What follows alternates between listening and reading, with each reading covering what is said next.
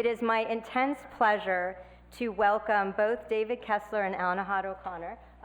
So let me just tell you a little bit about them. David Kessler, as most of you know, is the former commissioner of the United States FDA. He's the former dean here at UCSF. Boy, was that exciting times for us in obesity research. David's pivotal role in the war against tobacco is now really part of our history, awe-inspiring history. And so we look to him here. He has helped write the playbook of how to deal with these complex issues of industry versus human health. He's a tireless scholar as well as a public policy advocate. And as you could see in his writing, he's now written 2 bestsellers, The End of Overeating and his new book, Capture, which you can see the depth of his, he's a huge thinker, he's incredibly scholarly. I can't believe how many citations are in his book. And he has important public policy messages in his book. So he'll be talking about his latest book. And then lastly, David, you might not remember this, but the reason we're all here today is because he gave us seed funding to the Center for Health and Community for COAST. Thank you.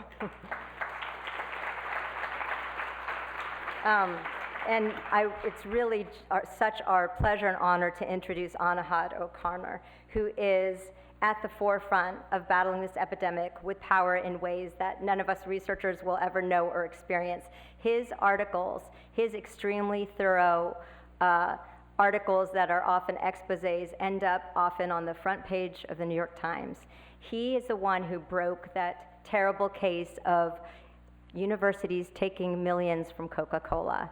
And we now know the impact of these relationships, given Kirsten Kern's recent work that has been all over the news about how the industry has determined our attitudes about sugar by influencing papers in New England Journal of Medicine, et cetera.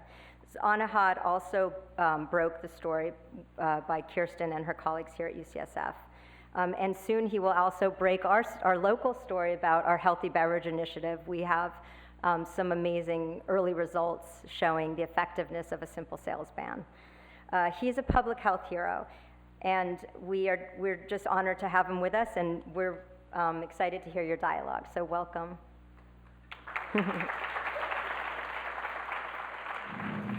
So I've often been struck when interviewing people on both sides. I've covered issues that David has worked on, and often I hear that there's so much respect for him. Even when I'm interviewing people on the lobbying, industry side, they say, we've had to fight David, and we've been foes, but we've had such great respect for him, and and everything that he was doing. And so, after everything he did at the FDA, David went on and became the dean of UCSF and Yale Medical Schools, and he wrote some really tremendous books, The End of Overeating, A Question of Intent, and now Capture. And there's so much we could talk about today. We've been talking about food all day, so I'd love to start there, because I think there's a lot of overlap, and there's sort of a theme in what your books covered, which is sort of, why is it that people engage in, self-defeating behaviors, whether it's, smoking or overeating or, mental illness, which you describe in this book. So could we sort of hear from you, sort of how this latest book, Capture, came about? So it goes back to the 1990s, when I had to learn everything I could about nicotine. We were deep into the investigation into the industry. You put up the definition of food, but the definition of a drug is an article intended to affect the structure or function of the body. So there's that word intended. And that meant we had to go, the way the courts have interpreted that word intent is the industry's intent. So in order to decide whether it was a drug, we actually had to go inside the industry where no one really had gone before to find out what they intended with nicotine. And I had to learn everything I could about nicotine. And one of my colleagues, and I never told him what we were working on, but I said, you have to teach me everything about addiction that you know, was Jack Henningfield, who was at the National Institute of Drug Abuse, one of the great addiction experts. And he came in and he held these many seminars. And one of the ways that the Drug Enforcement Administration, NIDA, FDA, decides whether a drug is addictive is whether it's self-administered. Self-administration being the test of whether an animal will press a lever and work for food. Right? So how, you can do progressive ratio tests or fixed ratio tests, or you can basically, you do the experiment. You say no one could smoke here, and you see people, are they willing to go work, i.e. expend effort, go outside in the cold, right? And so Jack was teaching me about self-administration, and in every one of his sort of self-administration tests, the control was not just saline, it was not just water, it was always a sugar control. And I said, well, Jack, why do the rats press the lever for sugar? Right? So in learning everything I could about addiction, and the definitions that we were dealing with, this was 25 years ago, they were the sort of classical definitions that came out of the 64 Surgeon General's report. They were tolerance and withdrawal. And we've learned a lot about addiction. And we've learned that, addiction, I think now that we have a neuroscientific basis, is cue-induced wanting, right? I mean, there's that nicotine. I mean, Jerome Bruner taught me the real key definition that you have to know if you want to understand reward is something that can change how I feel. Right? So I had to learn everything about nicotine, right? And nicotine certainly, most people would say was addictive. And then over time left the agency, but became very interested in that question of why that chocolate chip cookie attracts my attention. Right? And what was the mechanism between nicotine and that chocolate chip cookie, and were the same neurobiological mechanisms of, in essence, cue-induced wanting, cue, that sight, that smell, that arousal, that focused attention, that attentional bias, those thoughts of wanting that I act, right? I eat that cookie or I smoke that cigarette, I zone out, I feel better. 2 minutes later I go, why did I do that, right? And then if I get cued again, I engage in that cycle. And learning the neurobiological basis, that certainly took me from nicotine to food. I remember the one day I elicited Dr. Eppel. This is one of those moments where we're talking and I say something and she looks at me as if I'm absolutely nuts, because I say, well, what about hunger? What is hunger? Because we always think food is special, but isn't hunger, right? There's certain cues, my stomach, isn't hunger just cue-induced wanting, right? And then the question became, well, are these neural circuits that are involved, the learning, memory, habit, and motivational circuits that underlie cue-induced wanting, are they unique to food? Right, and so everything we were taught about leptin and ghrelin and all those compounds, they were just about food. Right? And food was something special, and it is, no doubt. But are those mechanisms more broadly in place, and can they affect a range of affective conditions? Right? So does that mechanism, right, that underlies nicotine, that underlies food, right, that mechanism of attentional bias, does that really underline a range of affective conditions? Or is it just food, and is food something special? Or if you look at anxiety or depression or bipolar or eating disorders, something becomes salient, it has an affective response, and is there a continuum, of what seizes my attention? Right? But, I mean, are the circuits really designed just for food, or are they responsible for a range of affective conditions? So that was the journey, a long answer to your question. Right. I want to go back and maybe take a step back to tobacco, because we're talking about food today, and you mentioned initially the question of intent and nicotine. Is it addictive? And I know when you were basically battling the tobacco industry, they were saying that they were putting nicotine, or that the nicotine was there as a flavor, sort of. In there for taste. And for taste, exactly. Right. that was it was just natural. It was just found in, right? And I think you actually showed, you guys showed that, in fact, they were manipulating the levels of nicotine. And you could show that from the, low tar or light cigarettes to the regular cigarettes, and you sort of demonstrated, no, it wasn't about flavor. They knew exactly what they were doing in hooking people. So, again, we started looking at how they were controlling nicotine, right? Not because we were interested in manipulation, but because why were they why were they controlling nicotine? I mean, low tar. I mean, when you think about it, back in the 1950s, right? What happened? What was the most significant article ever written on public health, certainly on smoking and health? Where was it published? Reader's Digest, right? 1954. And what happened when that article came out, Smoking by the Car Key, right? It was really the first link between smoking and cancer. What did the industry do? What did the industry do when that article came out? They denied it, right? But what else did they do? What do they put in front of a cigarette? They put a filter. What does a filter take out?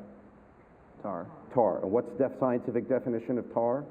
It's all that gunk, right? It's like 4,000 different chemicals. Right. But what's one of those constituents of tar that a filter will also take out? Nicotine. Nicotine. Now, why do people smoke? For the nicotine. For the nicotine. So what did the industry end up doing when they put filters in front of cigarettes? They had to up the level of nicotine, otherwise. So that's how we started looking at the manipulation and what the industry's intent was. And now, before we move on to the book and sort of the theme of capture, Dr. Lustig was talking about the addictive qualities of sugar and the other additives in food. Do you see any parallels today between what that industry was doing and perhaps the food industry today? Do you think that there's sort of a similar intent? So I think, he got exactly right. When you look at the question of, and we did a very simple experiment, right? We took, in essence, I think the paper we published back, 6-7 years ago, had to do, what drives wanting in the vanilla milkshake, right? So what's in a vanilla milkshake? There's sweetness, there's fat, and there's flavor. And if you just look and do the animal experiments and see what an animal will press a lever for, right? There's no doubt that if you look at all the progressive ratio tests, sweetness drives the wanting, but when you add fat, it becomes synergistic on the fixed ratio test. So sweetness, without a doubt, certainly drives work.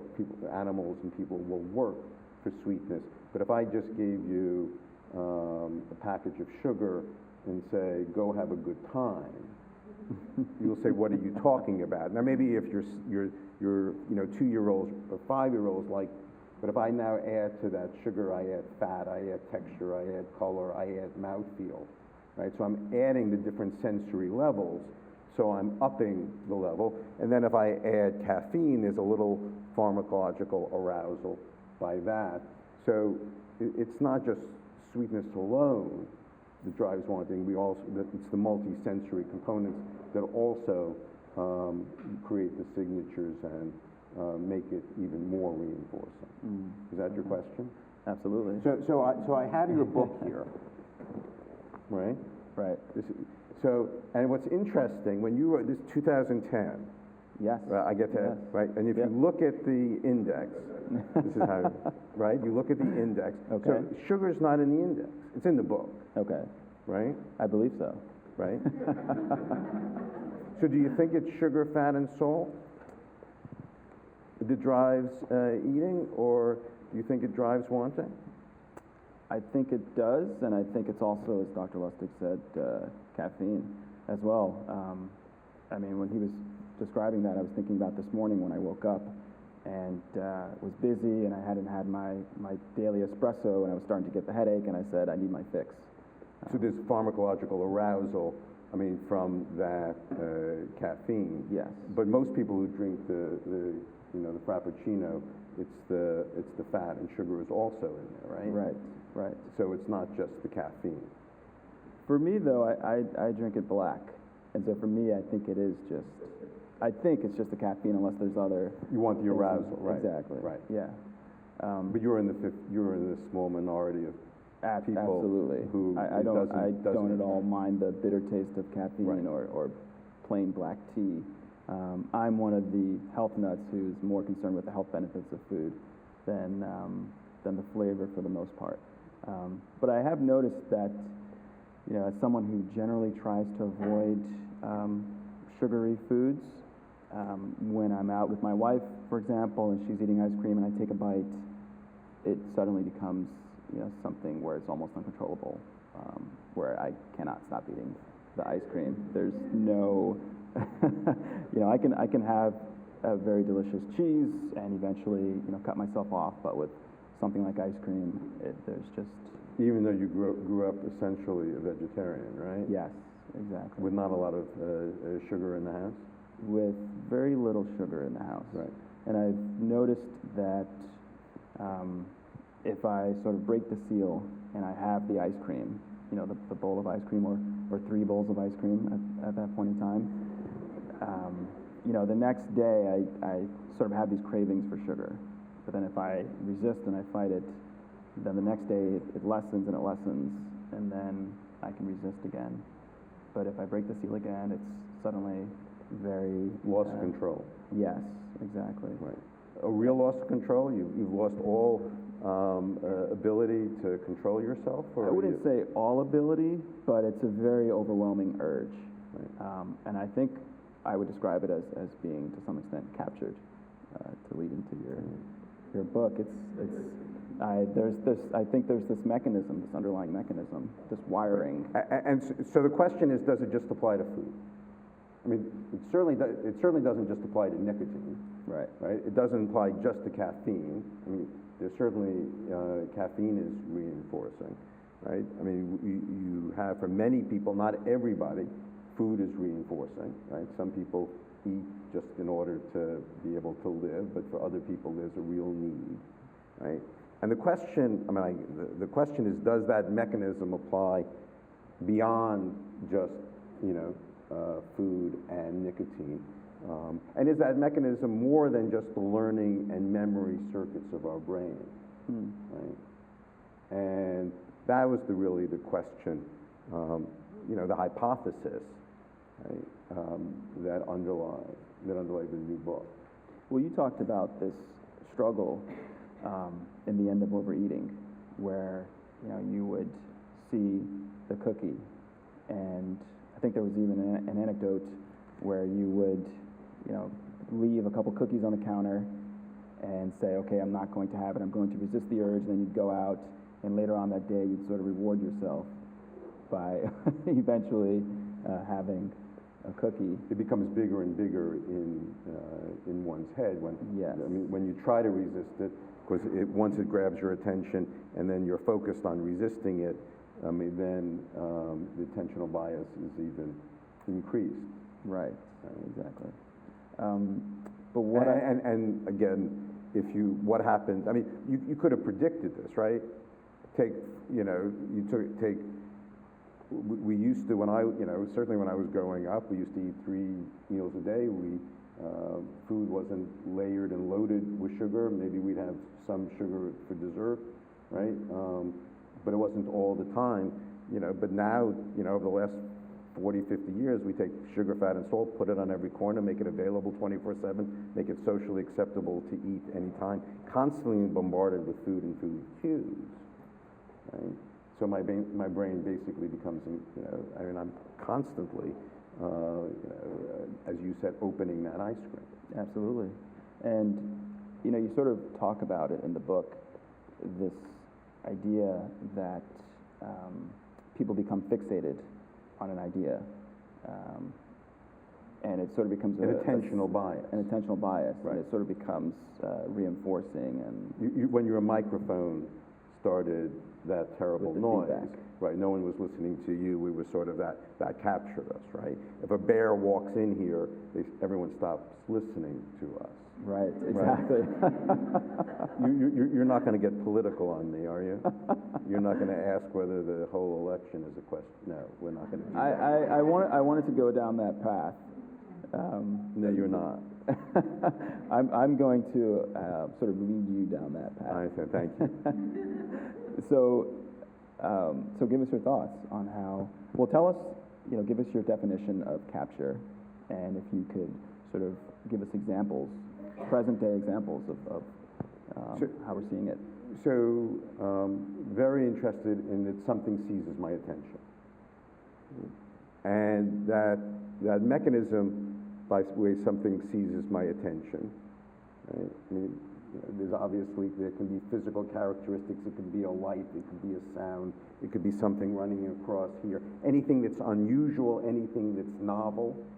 Right? And there's an automaticity to that. Right? So there's a lot of things. I mean, out of 1,000 stimuli in this room, what captures my attention? Where am I? Just there's an automaticity to looking. I mean, William James said it 100 years ago. Right? What is it about something what's that force, right, that focuses my attention? But I don't think it's just attentional bias. Right? I think there's that connection between attentional bias and an affective response. So something that captures my attention can also change how I feel.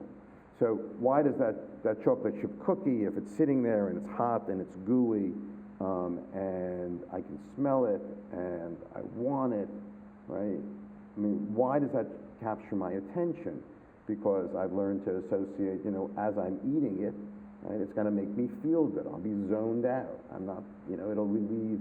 And I think this goes to Dr. Eppel's point that I really didn't get, to be honest. And I would sort of poo-poo it, and I didn't understand it.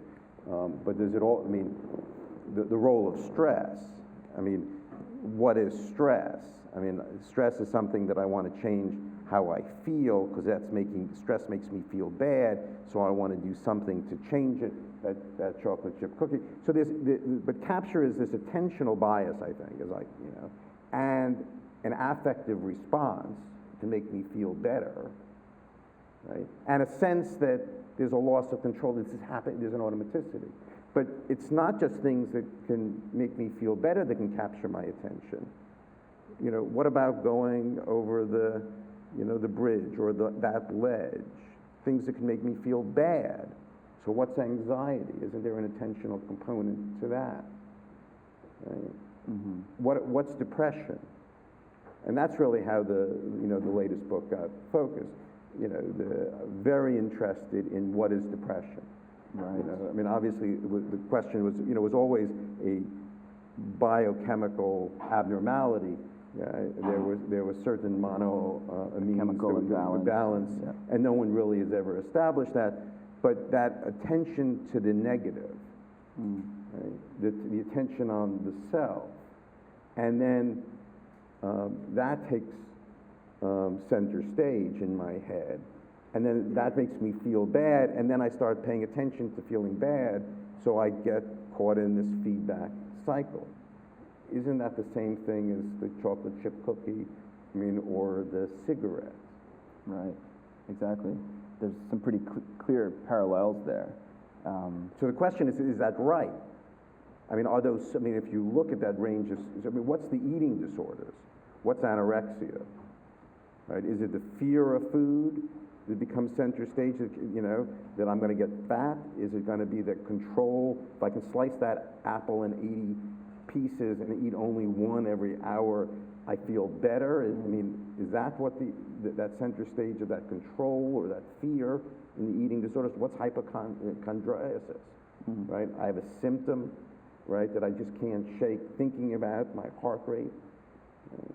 So what's the role of attentional bias and this affective response? Right? Well, it would seem that there are some people who are more prone to these behaviors. You mentioned anxiety, depression. To what extent do you think, genetic susceptibility plays into this? So I don't know that answer, right? But certainly some of us, you pick what's going to become salient.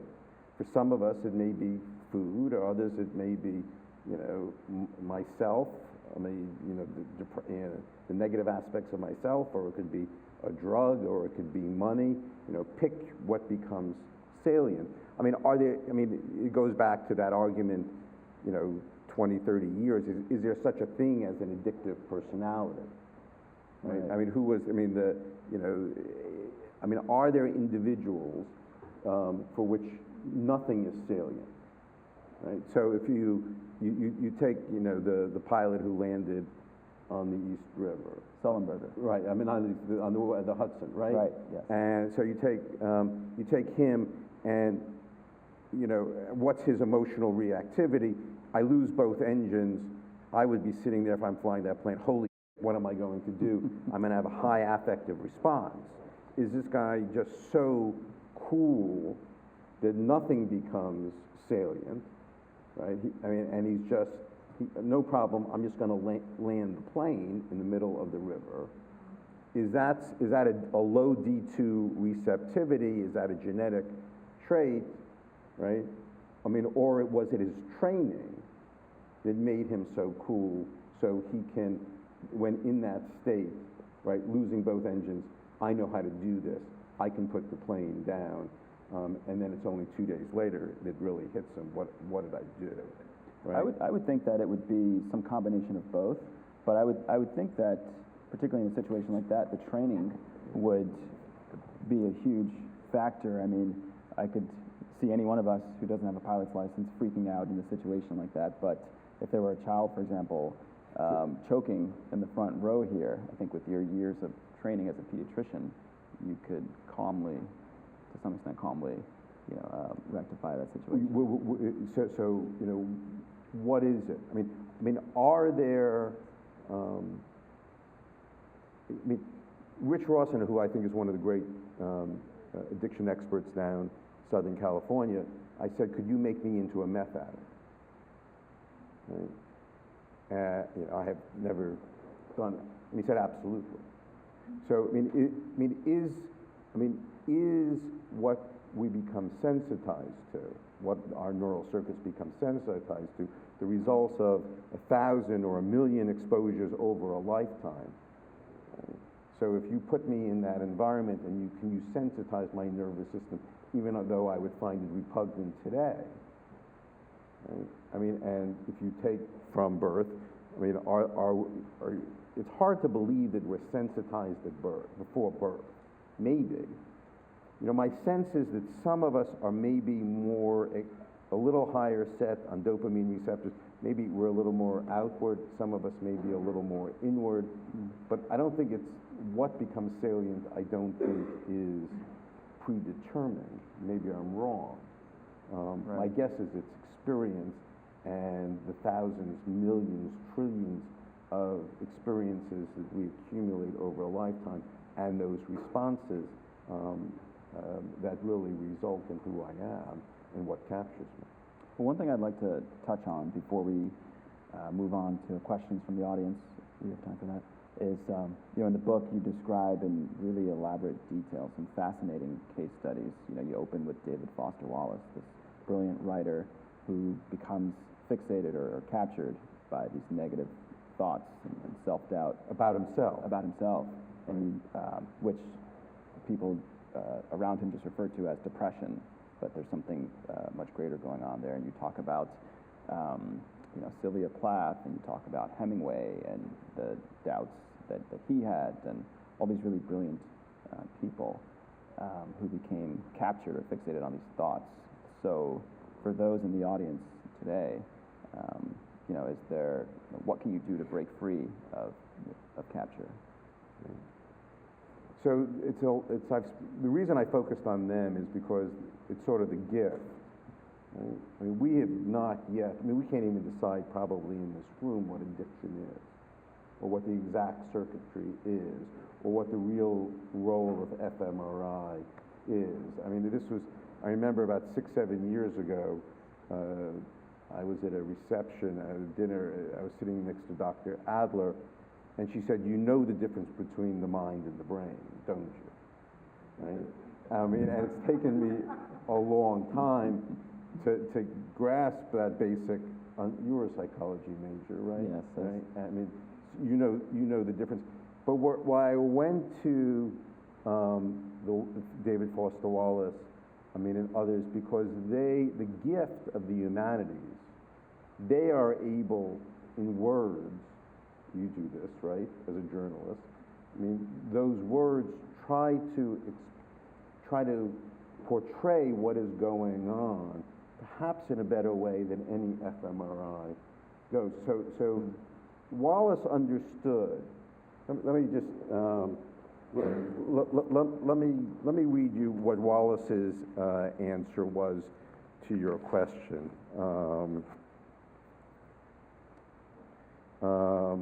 It was very interesting. I don't know how many of you know a lot about David Foster Wallace, but conquered really his alcohol addiction, was sober for a good 30 years, primarily his drug addiction.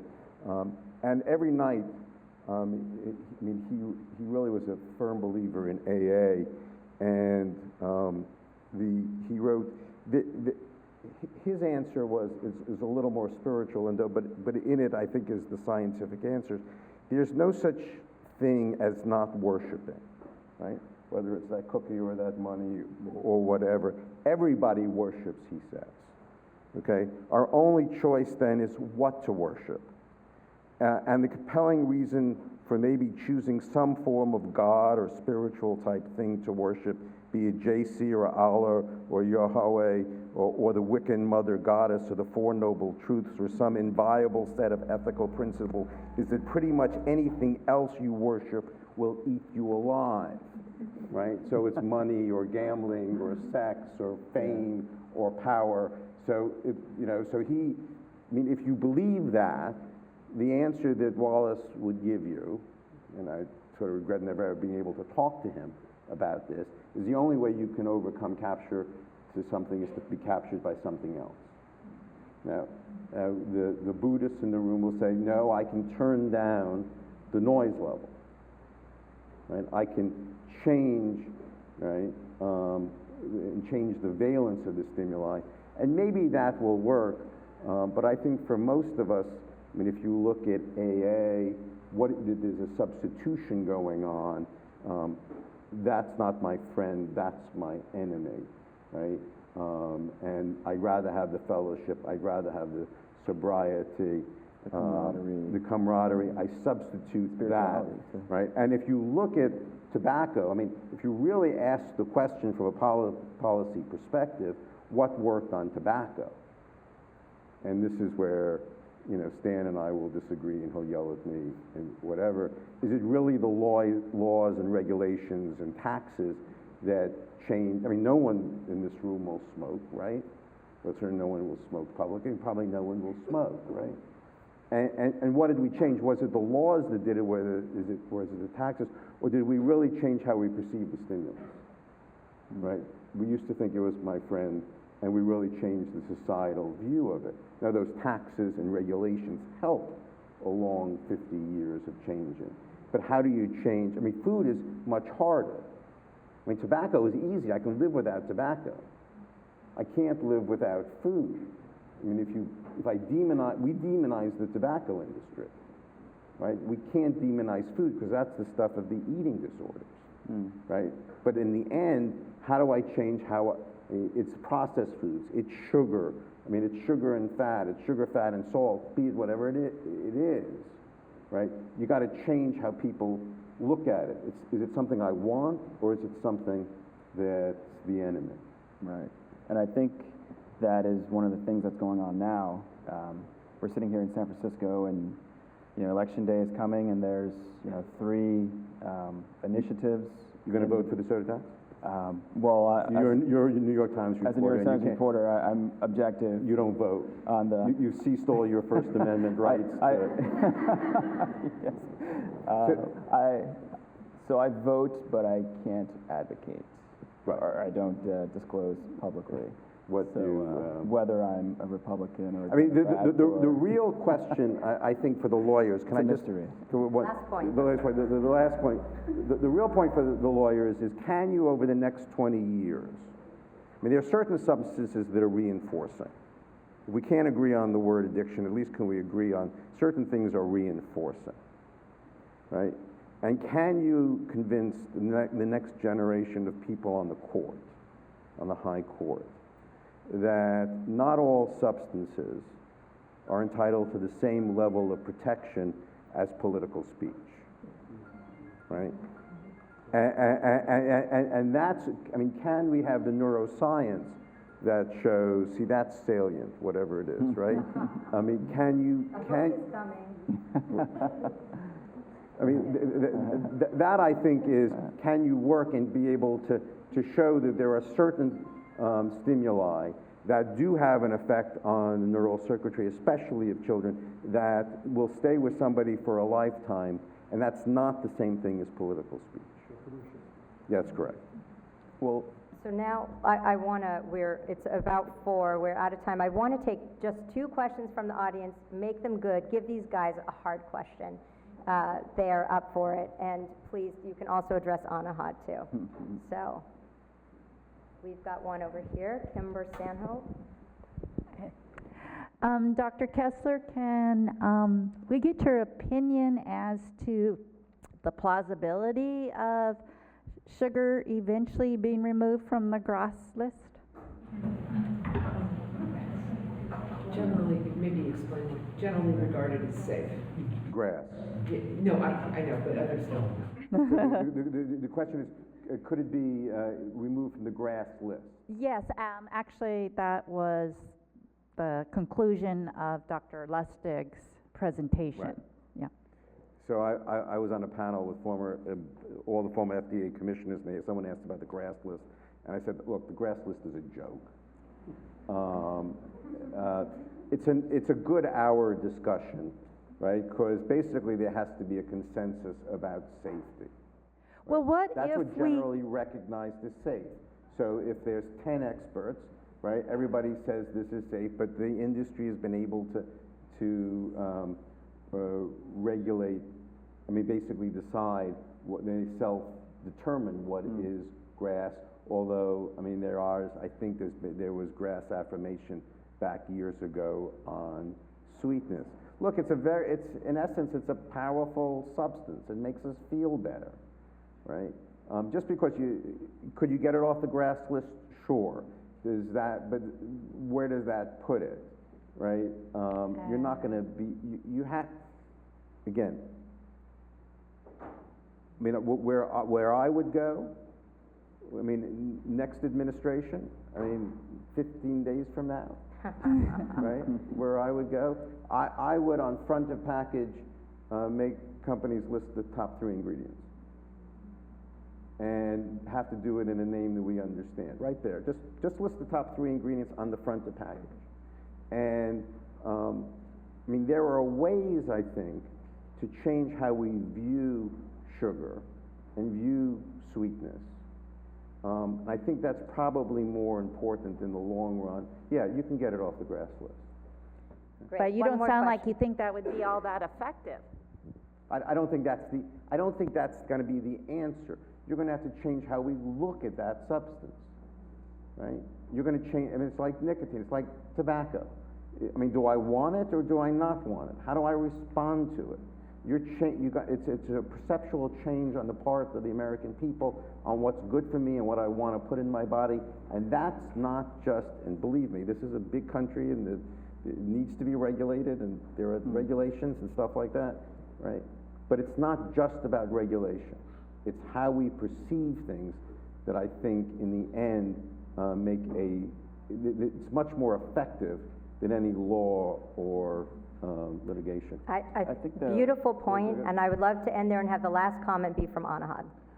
Well, I was going to say that just from my reporting on what's going on with the soda taxes and, you know, this big battle involving the soda industry, we have these taxes in 4 different cities coming up that people are voting on.